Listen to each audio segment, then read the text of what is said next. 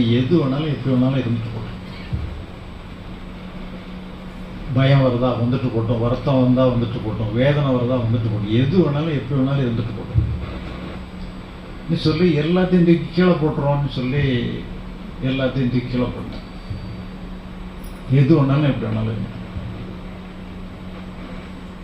இப்போ அது வரைக்கும் என்னன்னு சொன்னா என்னுடைய மனசு நல்லா இருக்கணுங்கிறதுக்காக முயற்சி பண்ணி எனக்கு எல்லாமோ பண்ணிக்கிட்டே இருந்தேன். இப்போ அன்னைக்கு தான் நான் சொன்னா நீ எப்படி வேணாலும் இருந்துட்டு போப்பா நீட்டு சொல்லி அதை அது போக்கில் விட்டுட்டேன்.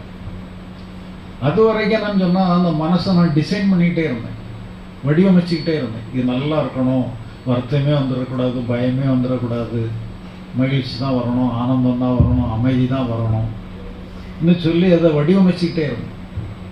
இப்போ அன்னைக்கு தான் முதல்ல என்னன்னு சொன்னா நீ எப்படி வேணாலும் இருந்துட்டு போப்பா நீ சொல்லி விட்டேன். அப்போ அது அதுவாக இருந்துச்சு.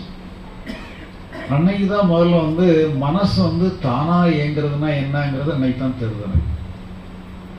அது வரைக்கும் அது தானா இயங்க விடலை. நானா அதை இப்படி தான் இயங்கணும், நீ மகிழ்ச்சியை தான் கொண்டு வரணும், வருத்தமே கொண்டு வரக்கூடாது, அமைதியை தான் கொண்டு வரணும், ஆனந்தத்தை தான் கொண்டு வரணும்னு சொல்லி நான் அதை வடிவமைச்சு போராடிக்கிட்டே இருக்கேன். இப்போ அன்னைக்கு தான் முதல்ல அது சுதந்திரம் எப்படி வேணாலும் இயங்கிட்டு போன்னு சொல்லி விடும் பொழுது அன்னைக்கு தான் மனதினுடைய சுதந்திரமான இயக்கத்தை முதல்ல அன்னைக்கு தான் ஃபீல் பண்ணுறேன். இப்போ எனக்கு கொஞ்சம் வித்தியாசமாக தெரிஞ்சது, இந்த அனுபவம் இந்த அணுகுமுறை கொஞ்சம் வித்தியாசமாக இருக்குது. ஏன்னா இது யாருமே சொல்லிக் கொடுத்து நான் பண்ணலை, நானாக பண்ணிக்கிட்டது. கொஞ்சம் வித்தியாசமாக இருக்குது. சரி இது என்ன தான் நடக்குது பார்ப்போம்னு சொல்லி நான் அதை உடனே ஒரு முடிவுக்கு வரல. சரி அது வெயிட்டிங்கில் போட்டு இது என்ன தான் நடக்குது பார்ப்போம்னு சொல்லி ஒரு 6 மாதம் வெயிட்டிங்கில் போட்டேன். அதுக்கப்புறம் தான் என்னன்னு சொல்லி சொன்னால் உண்மையிலே அன்னைக்கு என்ன நடந்ததுங்கிறது அதுக்கப்புறம் தான் தெரிய வச்சு. உண்மையிலே என்னன்னு சொன்னா அந்த மனசு சுதந்திரமா ஒரு ஃப்ரீ ஃப்ளோல இயங்குறதுக்கு பேர் தான் லிபரேஷன், முக்தி, மோட்சம் நீட்டு சொல்லி பெரிய பெரிய பெயர்கள்லாம் கொடுத்து ஆன்மீகத்தில் சொல்லியிருக்கிறாங்க.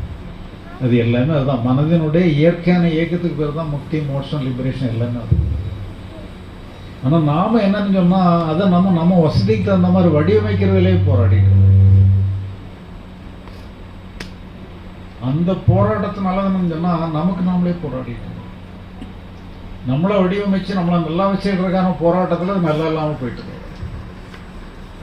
நீங்கள் விட்டுட்டீங்கன்னா போதும், தன்னால் தானே சரி பண்ண. எல்லா ஞானிகளும் ஏதோ ஒரு சந்தர்ப்பத்தில் இதுதான் சந்திச்சிருக்காங்க. புத்தரை பற்றி எல்லாருமே நம்ம கேள்விப்பட்டிருக்கோம்.